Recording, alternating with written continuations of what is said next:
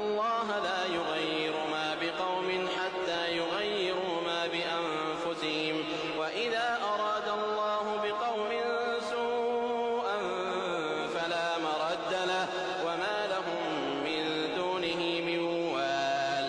هو الذي يريكم البرق خوفا وطمعا وينشئ السحاب الثقال ويسبح الرعد بحمده والملائكة من خيفته ويرسل الصواعق فيصيب بها من يشاء وهم يجادلون في الله وهو شديد المحال.